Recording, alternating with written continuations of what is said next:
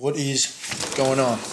Um, so I decided that I'm gonna do every once in a while here and there, do a little bit longer videos, trying to figure out how to upload them into YouTube. Something maybe around the lines of 15 to 20 minutes, and just kind of figure out how I want to do those. I thought it would be just kind of doing the exact same thing every single time, and trying to figure out something new and kind of make the videos a little bit more interesting, and to be able to look back at. But I was thinking for the first video kind of what I wanted to do, whether it was going to be like a quick workout and figure out how to break it down, or kind of an idea of what's going on. But I kind of came together with doing why I'm trying to do some of these videos, what I'm trying to get out of these videos, and then just a couple of tips of things. I wrote a couple things down of just kind of some things when I first started going to the gym, that got me better. So what I'm doing is, my handwriting is so bad, but I was going to do something around the lines of find your consistency, on how I found my consistency in the beginning. So first, why I want to do this, something that I've always enjoyed. I've started working out and doing kind of weightlifting in middle school, once I was playing football in 6th grade. Always mandatory morning weights and then mandatory weights after school before practice would start. And then after high school, working out all the way through high school. And then after high school is just kind of something that I was already always doing. So kind of a way to get myself better and to grow. I did play a year of JUCO football. Don't look at any stats. I don't have any, I promise. I pretty much just played kickoff, but I just enjoyed playing football and I wanted to keep playing, and enjoyed working out. After that, I think I started kind of falling in love with it once I started seeing more influencers and gym influencers. Obviously, that stretched during COVID when everything was closed. And they opened the gym. We had a little bit of an outdoor and indoor gym split up. That's kind of when I started watching videos by CBum or Chris Bumstead, Mr. Olympia ×6, which is obviously insane. And from there, it's just pretty much been watching myself grow and get stronger and taking old videos of myself and new videos of myself and just seeing how much I've grown both mentally and physically. And so, I mean, obviously there's a lot of people that go to the gym. You go to the gym at all different times. There's always going to be 20, 30 people there at all times. But even when I'm out of the gym, I'm watching gym videos. I'm watching science-based people. I'm watching videos of other people working out. I'm watching videos of weightlifters reacting to other people working out. So this is kind of more than just something that I have to do. It's something that I love doing, and watching videos, watching people work out, seeing how I can find new ways to work out and how I can help other people around me that are trying to get into working out. So now getting into finding some sort of consistency. Hardest thing to do when first starting to go to the gym is just getting the courage and getting the energy to just go to the gym. Obviously, a lot of people work different schedules. A lot of people have kids, 1, 2, 3, 4, 5 kids, whatever it is, or no kids, and you just work 60-hour weeks and you're just kind of fried out from the day. I totally get it. I had a short little time where I was working for about a year and a half. I was working, it was 7 to 4. I'm not saying that's insane hours, but I would get off work and I would not want to go to the gym. There was nothing in me that was like, oh, okay, I want to go to the gym now. But I would I think the number one things when first getting into the gym is finding someone that you know that wants to get in the gym with you and will hold you accountable. And don't be afraid to hold the other person accountable, We'd have times where I'd go to the gym with buddies and we'd say, hey, I'm going to go to the gym at 5 in the morning. And I want you guys to come with me. 2 other dudes, down, I'm down. I'm ready to do it. Until you wake up, you get ready. I'm like, oh, dude, there's nothing in me that wants to go to the gym right now. But I know these 2 other guys are getting up and having to go through the exact same thing and that they're taking the time. And if I don't show up and I just kind of screw them over, then they have to work out by themselves. It sucks. I've been there too, where you wake up, you get to the gym, not there, call them, not there, call them. And then they finally wake up at like 7 o'clock. You're like, all right, dude, I'm already done at the gym. I didn't need any of that, but I would have loved for you to be here, But yeah, keep moving forward. My number one thing is always try to find somebody that you know. I mean, that's always the easiest in the beginning, is just kind of finding a buddy that can hold you accountable, you know. Another thing, like I said, getting into the gym is going to be the hardest thing. So even if it's something where you're like, you know, you don't want to show up to the gym, it's like I got it written down here. It takes 66 days to build a habit. I promise you, all the people that are in the gym that you know are consistent gym goers, they hate at the beginning of the gym. It sucks. It's the beginning is the hardest part. It's awkward. You can't find consistency. People are on machines and you don't know any other machines. You have a basis and you don't know where else to go. The soreness is the worst, for sure.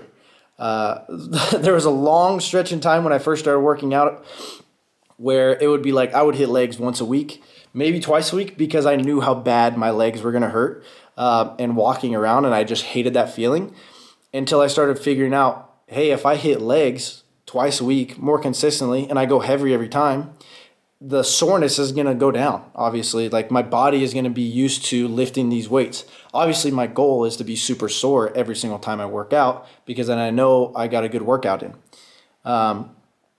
But yeah, finding a balance, figuring out, those are the two things on why the beginning is always the hardest, in my opinion, is you're going to be sore. It's going to get easier. Like anything in life, when you first start a job, it's so confusing. Like, figuring out, oh, these guys do it this way, or these guys do it this way, and then you do a shift change, or you work with different people and you got to learn the way that they work, or figuring out like when I can fit into lunch, or do they do lunch here, or how do these people work. The beginning is just finding that balance, figuring out how can I get into the gym. Even if you show up and you just like make that part of your consistency, like I wake up, I eat breakfast, I go to work, I eat lunch, I come home, I pick up the kids from school, and then I go to the gym for 30 minutes. Just kind of making that like, oh, I got to go to the store to pick this up. I'm going to drive by the gym. I'm going to go in. I'm going to go for 20 minutes. And then it starts building into that consistency, and then you kind of start wanting to go there, and then it kind of clicks in your head. Like, there was, I couldn't tell you the guy's name now, but he said that there was a video, or how he started getting into the gym is he would just show up to the gym, he'd walk in, and he'd just sit in the front lounge room. And then every single day he kept sitting in the lounge room, and then it started getting so consistent. No, I'm definitely not telling you to just go sit in the front lounge room, because I think that's a complete waste of your time. But he was trying to build that habit. You know, he was trying to build that. It takes 66 days, but there's everyone that I know that's been in the gym for a long time. The beginning is always the worst. It's always the hardest getting yourself in there. But now it's like, oh, my days, there's like, I wake up, I eat breakfast, I'm like, all right, well, I got to go to the gym now, and then I got to do this, this, this, and this. Like, it's always part of my daily, like, it's just part of my daily schedule. It's just what I do. Finding different ways that might be easier, have some fun in the gym. Some of these are going to be stupid, but walking on the treadmill, if you're bored, there's nothing on the TVs, watch a movie. Get on your phone, watch a YouTube video. It's funny how much faster that'll go through, like how much faster that cardio will go by when you're watching a YouTube video. You're watching something you enjoy, watching a movie. I'm not going to say it's going to completely come off your head that you're still doing cardio, but it'll definitely help.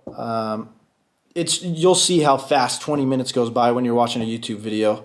I wear a shirt, and then I have like a tank top underneath. Every time I do cardio, or if I'm walking or I'm biking or using the bicycles, I throw my shirt over top of the timer, the distance, unless there's a set distance that I'm trying to get, because all I'm going to do is look and look and look and be like 20 minutes left, 30 minutes left, 15 minutes left, 10 minutes left. Put a shirt right over top of it. If you have a towel, I put it right on top, and I just set my phone up. I don't look at the timer. I just play a 20-minute video, and I say, once this video is over, I'm done with cardio. And it's going to be insane how fast you're going to go through on that. Podcasts, another big one. If I take my dog on a walk, or if I just walk around, or if I do a run, I'm big on podcasts. I listen to Part of My Take. It's a football podcast for the most part. Listen to some podcasts that might help with work, random stuff like that. I enjoy kind of just sitting and listening to people talk it out.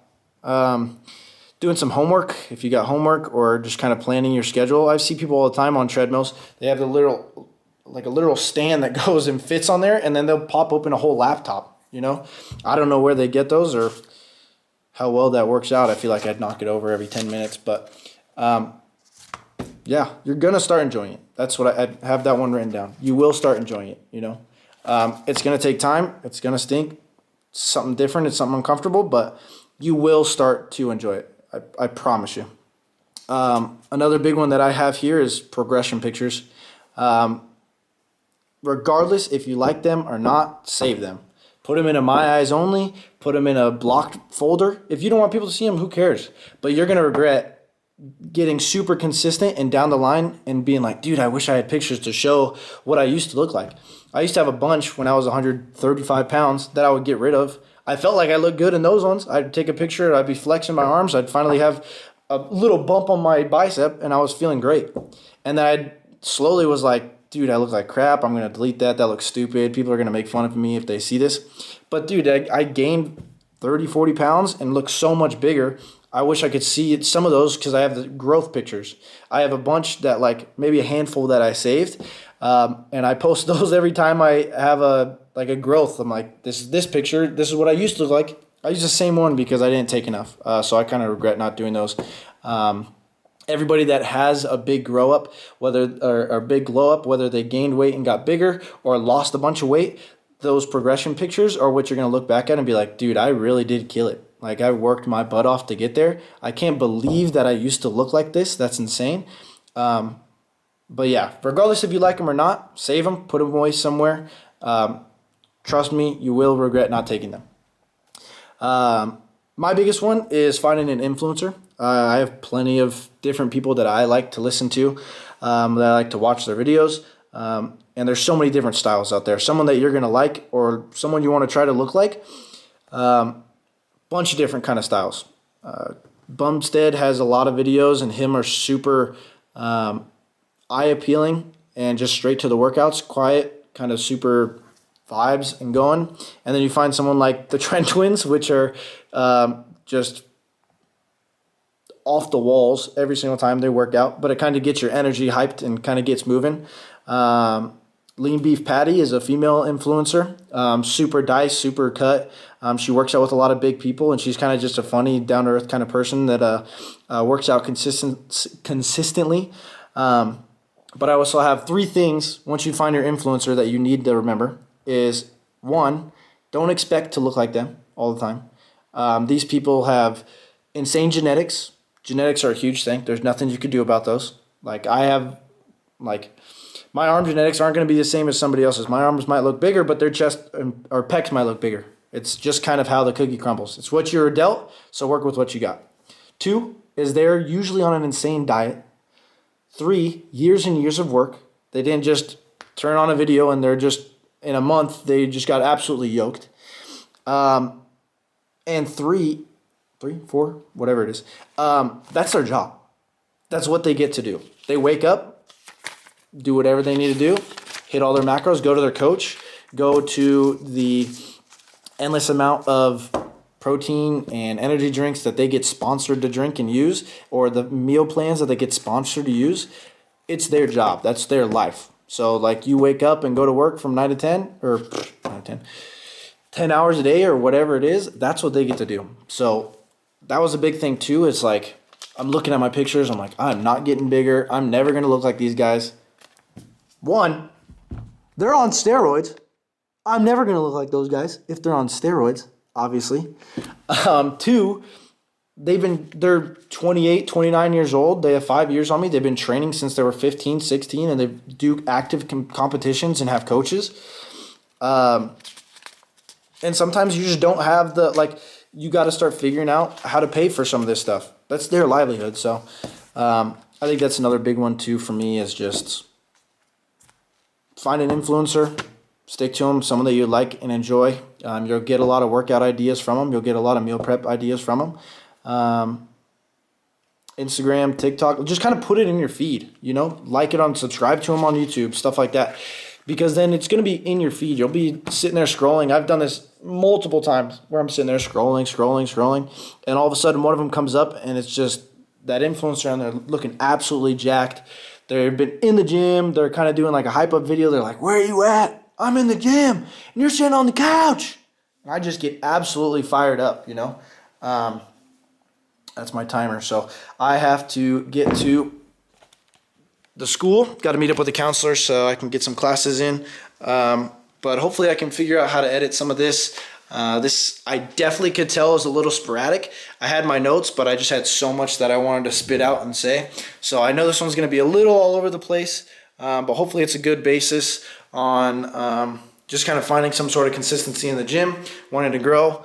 I'm going to start trying to upload videos and get a little bit more consistent with it. Thank God my fiance had this camera, because the other camera I have is awful with taking videos. But we'll see how this looks. And yeah. See you guys. Have a good day.